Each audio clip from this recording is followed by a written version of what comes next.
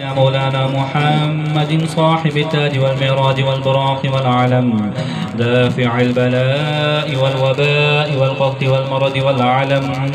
اسمه مكتوب مرفوع مشفوع منكوش في اللوح والقلم سيد العرب والعجم جسمه مقدس معتر مطهر منور في البيت والحرم شمس الضحى بدر الدجى سدل لا نور الهدى كهف الورى مصباح الظلم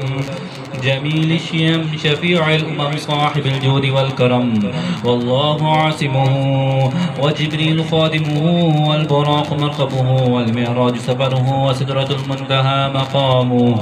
وقاب قوسين مطلوبه والمطلوب مقصوده والمقصود موجوده سيد المرسلين خاتم النبيين شفيع المذنبين أنيس الغريبين رحمة للعالمين راحة العاشقين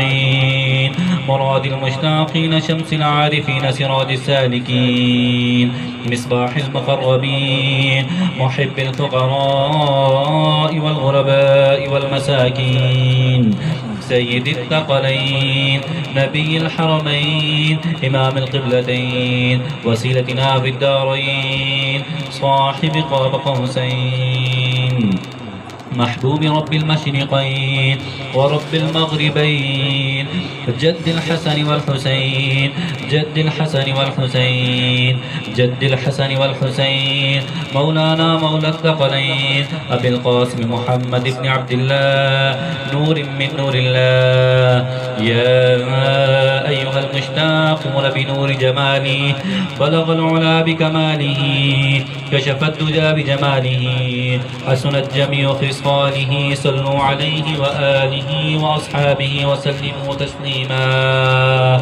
اللهم صل على سيدنا مولانا محمد وعلى آل سيدنا ومولانا محمد وبارك وسلم وصل عليه سبحان ربك رب العزة عما يصفون وسلام على المرسلين والحمد لله رب العالمين.